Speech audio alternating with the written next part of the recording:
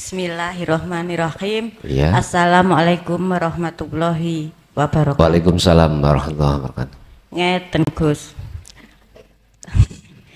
Kula niki pun dilegrekan nggih. Dilegrekan? Nggih, konime niku pun dilegrekan sak legrek-legreke. Nggih. Empun diambleskan katanya orang itu harga diri atau apa itu yang melalui fitnah lah, cacian lah, apalah. Tapi disebabkan karena apa? Banyak. Kadang sesuatu yang tidak saya lakukan pun bisa menjadi bahan. Oh gitu. Tapi saya ini tidak mangkel Gus. Di hati ini kok, ya Allah, untung saya tidak diposisikan menjadi orang itu. Saya sudah dilegrekan ekonomi, mau beramal, saya nggak punya. Jadinya itu saya anggap itu pertolongan Allah yang hadir untuk saya. Kalau saya bisa sabar dan ikhlas menerima, saya mendapat satu catatan amal baik untuk saya, dan itu suatu kasih sayang Allah buat saya. Jadi saya pahami seperti itu. Jadi sampai di titik nggak ngereken pun wis bakok kenek nih gak ngurus. Ngoten nggih. Oke, terus pertanyaannya. Nah, ini yang kedua ini yang saya dijungkelkan dek satu kesalahan Gus. Ya. Apa itu? Ya pokoknya salah lah. Oke. Pokoknya salah.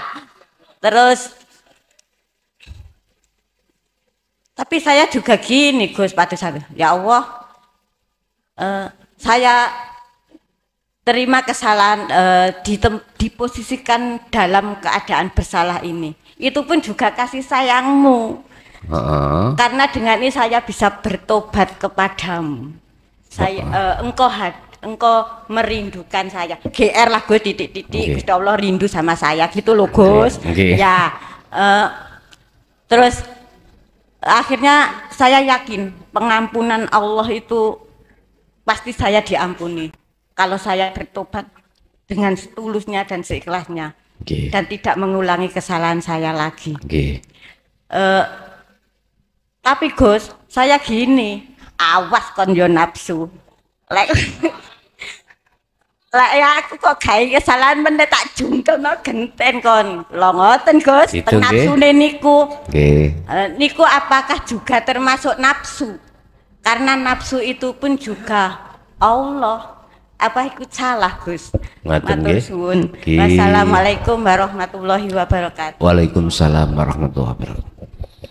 Jangan dikira kesalahan jasmani kita melakukan maksiat terus minta maaf pada Allah dengan membaca istighfar dan lain sebagainya itu mesti diterima, belum tentu.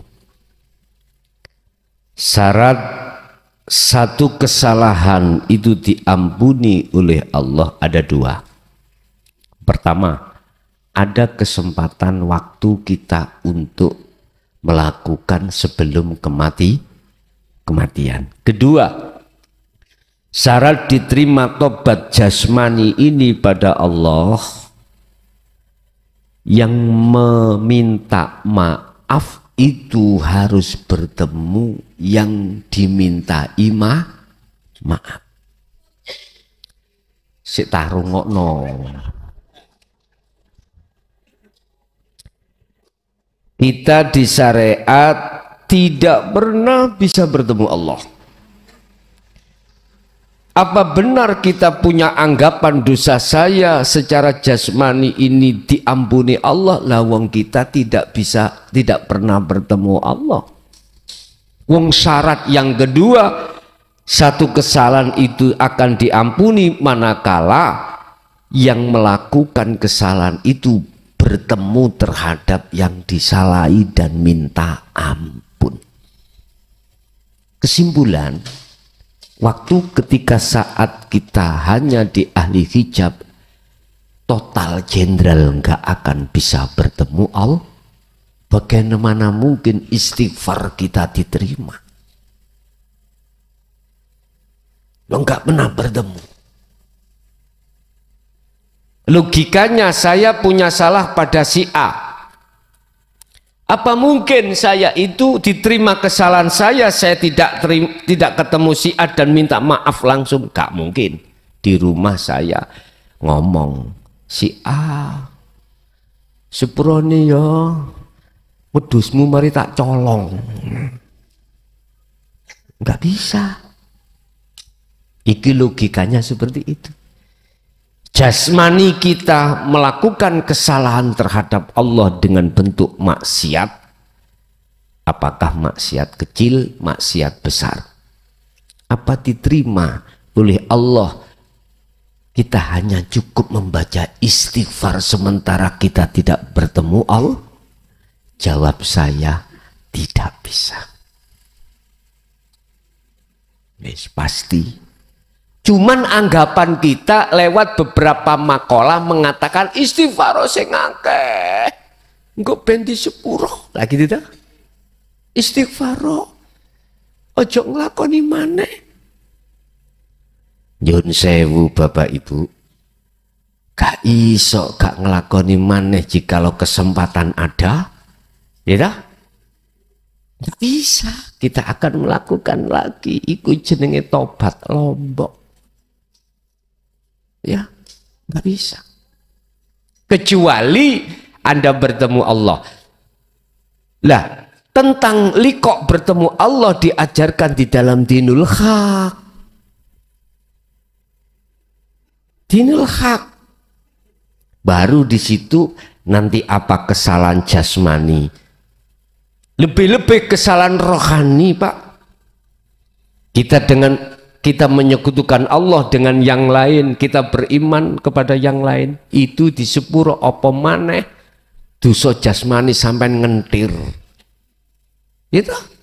Itu mungguh Allah dosa kecil, Bos. Mungguh Gusti Allah, tapi mungguh menungso syariat besar itu. Tapi jikalau mohon maaf, sebesar apapun dosa Anda, bahkan tingkatan syirik, itu manakala diampuni Allah dadi cowili munggu Gusti Allah. Hanya satu maksud taubatan nasuhan itu adalah jatuhnya hatimu di makom musyahadah. Wis gak gelem sampai nanti akan mengulangi penyekutuan lagi, gak gelem, gak akan pernah. Loh, kesalahan fisik, maksiat fisik dengan sendirinya akan berkurang bahkan habis. Sing asali kita itu ngaplokan bojo, sekarang tidak. Yang asalnya kita bahasanya kasar dengan istri atau suami. Kadang ada loh Pak, istri itu melihat suami nggak kerja-kerja ditabyur banyu kobokan. Ada seorang istri itu menuntut suaminya untuk kerja keras dengan alasan tanggung jawab kebutuhanku. Biar saya seperti tetangga-tetangga bisa beli TV, HP ganti dan lain sebagainya, kerja. Ada istri itu seakan-akan kayak jeragan. Suami dijadikan budak. Waduh. Masalahnya suami berangkat iku rumah nunut bondol dengkul tok. Ya wis gak iso apa. Aku kati minggat-minggat nanti. Wis, mohon maaf kalau ranahnya sudah hati, jatuhnya di hakikat makrifat, mesti karakter, jangankan karakter jasmani, ruhaniyah, karakter ruhaniyah itu akan dengan sendirinya tertata sendiri, tertata. Urusan iku nanti jadi nafsu atau ndak, kembali kepada niki sistem niki. Memang kita prosesnya itu asalnya sebelum ke musyahadah itu semuanya masih kegolong nafsu, nafas, gitu. Innan nafsa la amaratum bisu illa ma rohima rabbi. Ada nafsu yang dirahmati, yaitu sifat basiroh yang mengajak dirimu untuk menuju kesempurnaan. Letak kesempurnaannya ketika saat Anda diletakkan di musyahadah. Tandanya Anda sudah li fanaihi fi wujudihi, sudah fana dirimu di dalam wujudnya Allah. Sudah cukup? Assalamualaikum warahmatullahi wabarakatuh. Waalaikumsalam warahmatullahi wabarakatuh. Alhamdulillah Gus, hari ini saya bisa sowan. Cih? Saya Subagio dari Pacitan. Yang saya tanyakan gini Gus, saya sudah sedikit melihat beberapa video YouTube yang Gus Muklas sampaikan, dan di situ sedikit banyak juga saya sudah praktekkan. Tetapi dari beberapa pengalaman yang saya lakukan itu banyak lupanya, dan juga kadang-kadang kalau melakukan sesuatu yang kadang-kadang itu gini Mas, terasa badan itu kayak di tangan dikit itu rasanya enak sekali gitu. Nah, tapi kondisi saya itu masih sadar betul bahwa saya itu dalam kondisi yang memang sadar, tapi rasanya setting certil gitu loh Gus, enak sekali. Maunya saya itu lanjut sampai saya itu kepenginnya ketemu sama Allah, tetapi biasanya itu terus hilang dengan sendirinya, berkurang rasa itu akhirnya hilang. Yang satu itu. Yang kedua yang saya tanyakan terkait dengan mimpi. Saya jadi ingat mimpi. Pada waktu saya masih remaja Gus, itu saya pernah mimpi ketemu Rasulullah, cuman wajah beliau itu enggak kelihatan Gus, tapi saya yakin itu Rasulullah. Nah, wajah beliau itu tertutup, tapi dari posturnya aku yakin bahwa itu adalah Rasulullah. Itu bagaimana Gus? Barangkali itu Gus, dua pertanyaan. Terima kasih. Assalamualaikum warahmatullahi wabarakatuh. Waalaikumsalam warahmatullahi wabarakatuh. Jikalau jenengan sudah hati itu menemukan sirul asrar zikir itu, walaupun apa yang jenengan rasakan itu seperti biurpet, biarkan mengalirlah terus, ikuti apa proses dari Allah. Satu sisi tetap pegang teguh tali Allah itu tadi, yaitu zikir terus menerus. Ini cara untuk jenengan biar tidak beban untuk menyelesaikan perjalanan kita bertemu Allah. Justru di situ nanti jenengan malah enjoy. Oke, 1, 2. Siapapun Anda ketika saat bermimpi atau tidak, artinya menemui Rasulullah di saat jenengan sadar atau tidak sadar. Sadar berarti ketika saat jenengan solo khalwat, nggak sadar lewat mimpi, itu maksudnya. Hati kok beriman itu Rasulullah, pasti itu Rasulullah sekalipun tidak bertatap muka. Dan ini mengandung pengertian bahwasanya ikutilah ajaran Rasulullah sampai kapanpun. Yang kumaksud ajaran di sini khusus perkara pendidikan, ajaran yang berkenaan dengan akhlak ilahiyah. Innama bu'ithu liutammima makarimal akhlak.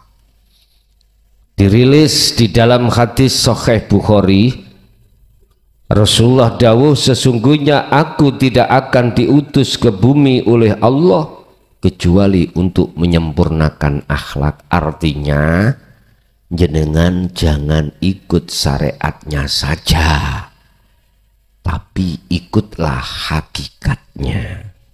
Syariat mendidik jasmani, hakikat mendidik rohani. Berarti siapa yang bertemu terhadap beliaunya itu isaroh supaya kita mengikuti ajaran beliau. Kul in kuntum tuhibbunallaha fattabi'uni. jikalau kau ingin lekas bertemu Allah, fattabi'uni, ikuti aku, caraku untuk bertemu. Apa dan bagaimana cara Rasulullah bertemu Allah? Bapak Ibu, nyun sewu, yang sering digembor-gemborkan adalah proses perjalanan kisrah Isra Mi'raj lah gitu tak? Padahal tidak hanya itu. Wa man kana yarju liqa'a rabbih falya'mal amalan sholihan. Barang siapa yang ingin bertemu Tuhannya, baik umat Islam maupun selain umat Islam, falya'mal amalan sholihan. Lakukan rohaniyahmu perbuatan yang baik. Apa perbuatan yang baik? Zikir sirul asrar. 1, 2, wala yusyrik bi ibadati rabbi ahada. Jangan pernah ada iman dalam hatimu selainnya. Jangan. Ketika saat Anda melakukan apapun, jangan ada iman selainnya. Artinya kau harus hanya beriman pada Allah. Oke. Ada lagi. Ayo.